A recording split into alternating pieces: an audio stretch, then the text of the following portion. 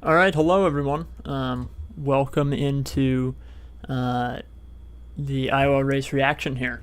So just let me know in chat if everything's working, and we can get started. So I got some notes to go through today on the race, and we'll just I guess we'll just start from the beginning. Okay, so we had at the beginning we had let's see. So we had at the start of the race, I sort of forgot how much lap traffic there was at Iowa. It's a pretty small track. So that was interesting, hybrid. But yeah, so we saw at the start, Briscoe starts on pole, lots of lap traffic, and instantly we sort of saw that, I feel like Brad Keselowski was kind of like the main character of this race. And sort of, or at least for, until the end of stage 2 around, I would say. And Brad was the fastest, all the first stage, but he was sort of stuck in third at the beginning there. And then, we just had, just kept going on, and we had Kyle Busch lapped at the beginning of the race. And then finally, Brad was able to take the lead at the end of stage 1. He won the stage there, and then we got it took him a while. He got by Cindric as well, who was running good all day. And then we also had once we got into stage 2 here, the pit crew struggled all day for Brad. He was. Even though they had the fastest car, pretty much any time there was some kind of caution or something like that, and everybody went down pit road, he was, he lost places. So, I think they won't be too happy with that, but at least they have a fast car. At least they've been doing better this in this part of the season, the summer, than they did at the start of the year. So Brad fell down to 4th at the beginning of stage 2, and couldn't really make any moves on the restart. He was sort of stuck side by side there with Byron, if you remember, and then he sort of pulled back when Larson was sort of came up behind him. Which is these cars run side by side a lot. You can really run side by side with these cars. So that's, it's interesting because it's not like a sort of a natural side-by-side. They just sort of get stuck side-by-side, and that's sort of I don't know, I think while the short track package here is kind of, a problem, or we talk about the short track package being a problem in NASCAR, in modern NASCAR, especially with the Gen 7. But I think Iowa tends to work the best out of any of these sort of short tracks with the current package, and I think it's just because it's hard to pass, but in a sort of entertaining way, I feel like, whereas other tracks might be hard to pass, but it's not necessarily for it doesn't make for an entertaining race. I'm thinking of Phoenix or something like that. But anyway, there's a lot of side by side, and they can sort of get stalled out. And then we sort of, the short track package is kind of entertaining on restarts, then it dies out. Yeah. So when they're side by side, they sort of get sort of stuck side by side almost, and that's sort of interesting because you're okay, who's gonna come out on top here? But then once they get on the long runs, it becomes too hard to even get side by side. So that's sort of the issue. Okay, you had Tyler Reddick had the brake issue. That wasn't really a huge problem. Brad Keselowski was able to get past Byron there in stage 2. We had Blaney just behind Briscoe for 50 laps. Blaney gets loose. Brad takes second. So this is, sort of in the middle of stage 2 here.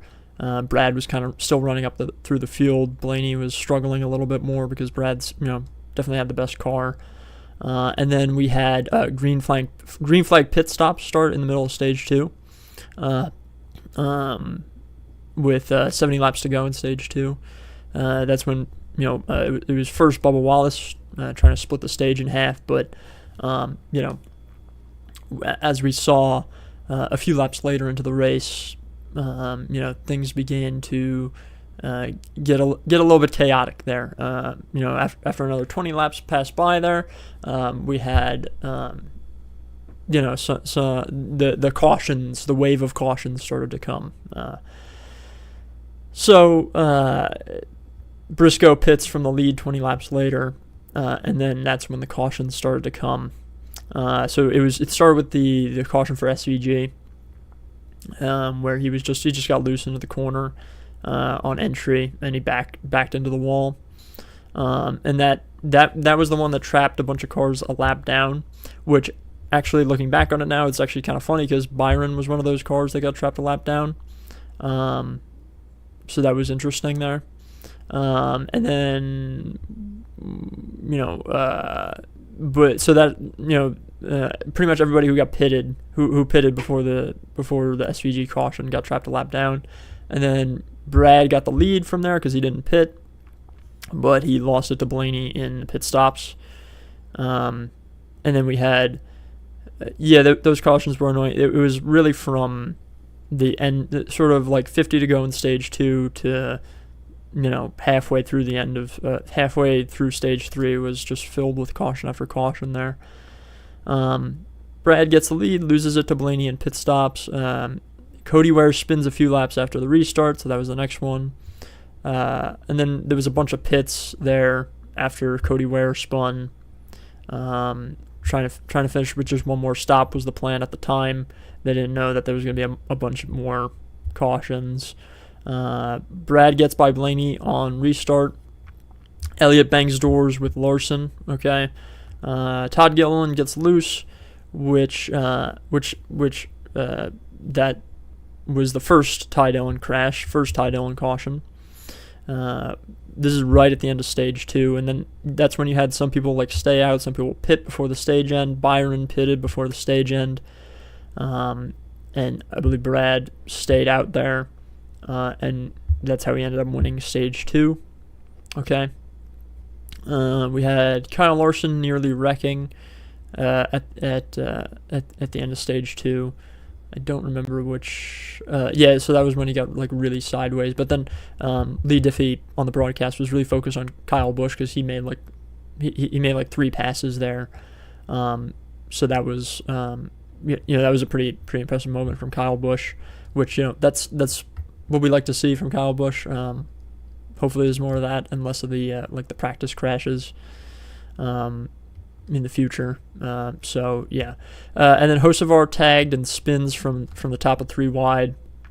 And then interestingly, NASCAR let them race to the end of the stage. So that was that was an interesting moment there because I don't think I've ever seen NASCAR just have some incident, but then it's one to go on the stage so they don't throw the caution. I didn't even realize that would be a thing that they would do. So definitely interesting to see. Yeah, good decision. I'll agree with that. Yeah.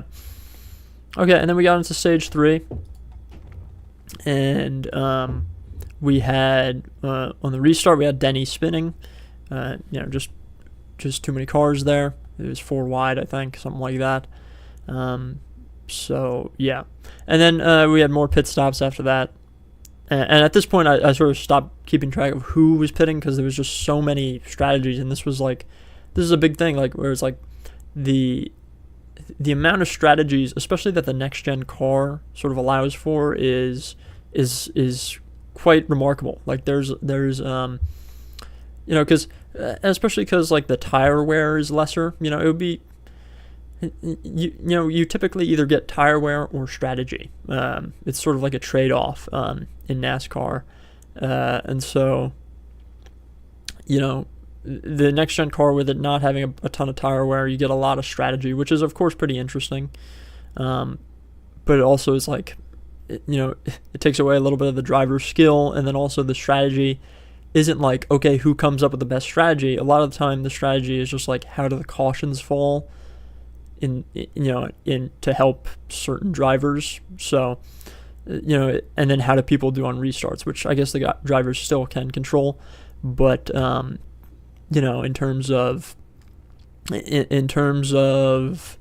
on track, green flag runs, that stuff doesn't really play as much of a factor in winning races now, which it's interesting,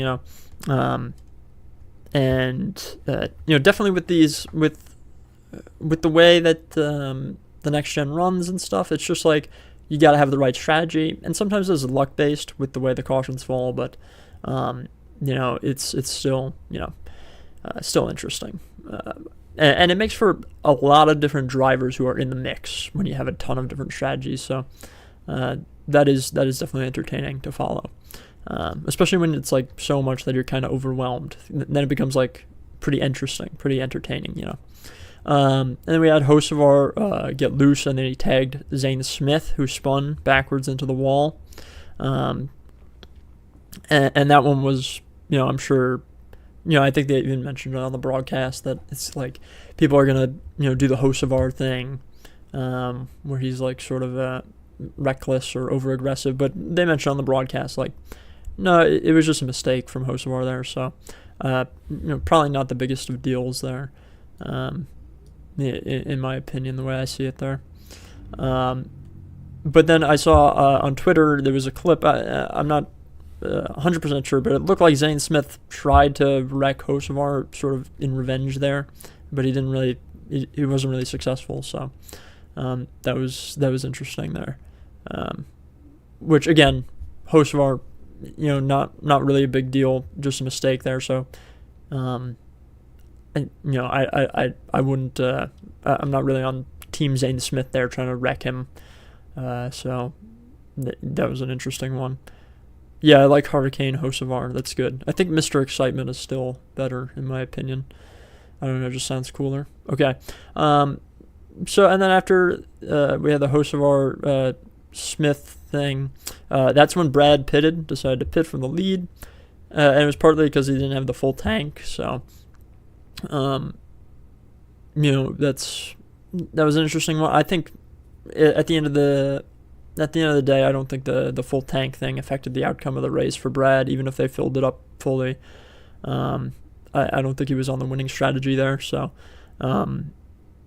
surprised Byron made it. Definitely. I mean, it was, and I'll get to the fuel saving stuff in a minute, but it was really intense there. The broadcast did a good job of making sure we were on the edge of our seat until the end of the race. Okay, and so after Brad pitted, we had Ryan Blaney to the lead, and Cindric almost took it from him, but they couldn't really make it to the end there. So they were just sort of temporarily in the lead.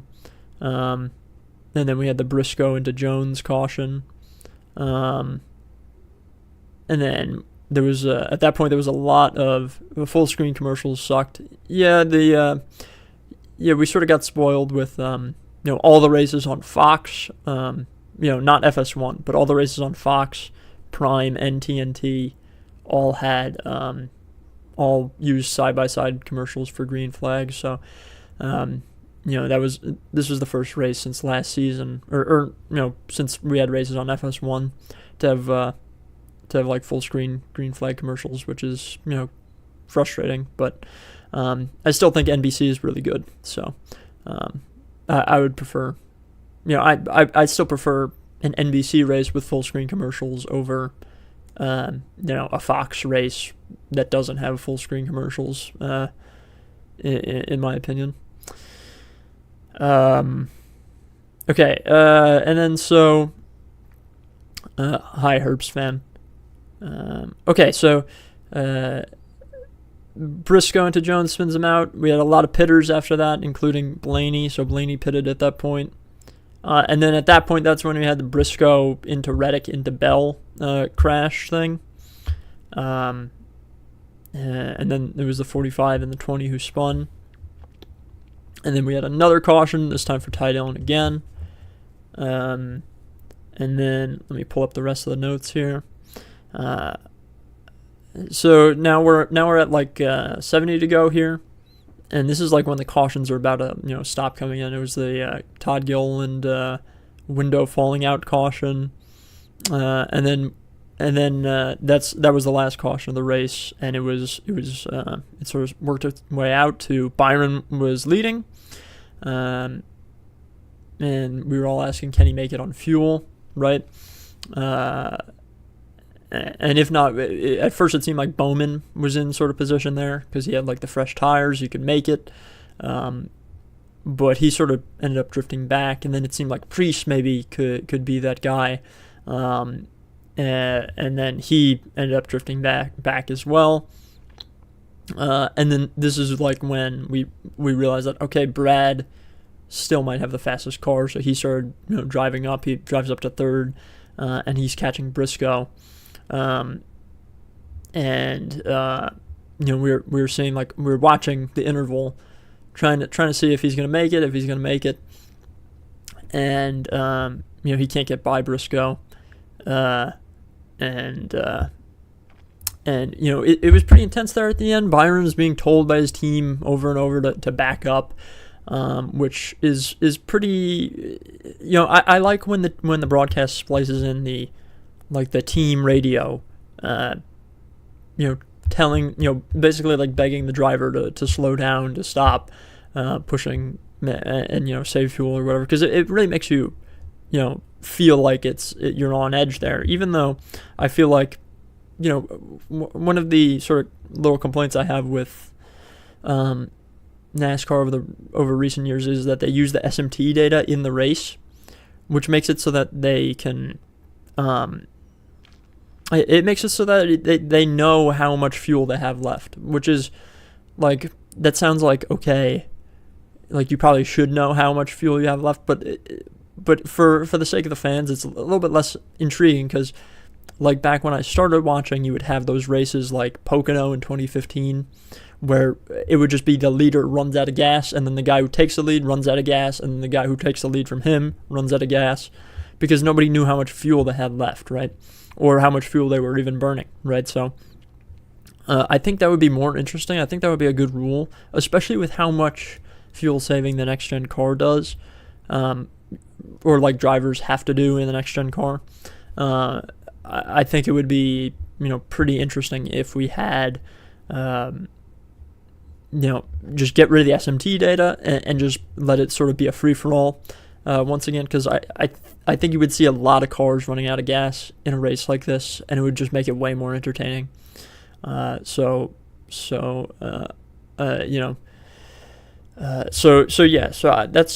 of my big thoughts there. And then at the very end, it seemed like Blaney might be in a place to win it. He was. I still don't know how he was that much faster than everyone else. Like, he really just came out of nowhere. Like, they started talking about him when he was 3.5 seconds back, and then 2 laps later, he's less than 2 seconds away from the lead. It was crazy, but he ends up just finishing in 4th, so he couldn't quite get it by anyone else from there on. So that was pretty much it for the race. In terms of like, what does this mean for the rest of the season, the playoffs? That race was a huge chance for Brad Keselowski, and so now not having that win, that could change his season. That was probably his best chance this season so far, and it might be his best chance the rest of the season to win a race. So you never know, but it's got to feel like a gut punch for Brad right now. And similarly for Briscoe, who I think Briscoe, even though he has the win this year, he wants to put himself in that title contender, contender to win every week category, which he's just not quite there yet. He's not quite in that like S tier of drivers. So getting another win today probably would have put him closer to that tier. But for now, he's just sort of like, he's going to be like a solid, round of 8 contender. But, we'll have to hold off and see we'll have to wait and see for Championship 4 for Briscoe.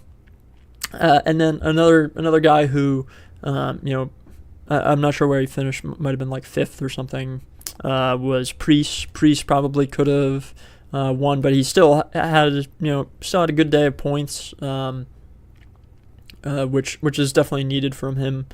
So that puts him a little bit more in contention on the cut line, but we'll have to wait and see on that because he's still a little bit down. From, if my memory serves me correct now, so he's still going to be a little bit down, a little bit fighting from behind, and I think it'll still be a struggle to get on points, especially if we have Daytona coming up, could be an upset winner. Watkins Glen could be somebody who's below the playoffs to win. Maybe it's SVG, maybe it's someone else though. It could be Allmendinger, could be Buescher. Could be McDowell. McDowell almost won the Chicago this year. So the cut line is going to continue to get more and more intense here in these next few weeks. And I think it's really good for Byron, finally getting his second win of the year when it feels like he should have at least 2 or 3 already. Especially in a race where it feels like he sort of stole one back, right? I don't think like anyone was, even though Byron, I think he led earlier in the race, but I don't think anyone really was like thinking that Byron was, truly in contention for the lead in the first half of the race, with Brad sweeping the stages and stuff. But for him to sort of come out of nowhere with the right strategy, really good for him, really good for his season, and hopefully building some momentum going into the playoffs. All right, so if anyone has any questions on the race, then you can drop them in. Otherwise, I think that was a pretty good race in terms of like how did I think about it for in terms of the season. I think it was one of I think it was right in the middle. It was a decent race in terms of 2025. It's similar to Indy last week, I'll say. I think it might have been better than Indy last week because Indy was kind of just frustrating with the lack of passes, especially at the end. You're having restarts at the end. It should be intense. It should feel intense, but it just wasn't. Whereas the last 30 laps of this race felt really intense, even though really hard to pass here. Really, really hard to pass. So if there's no questions, then I guess that's it. So I'll let you go, and thanks for watching, everyone.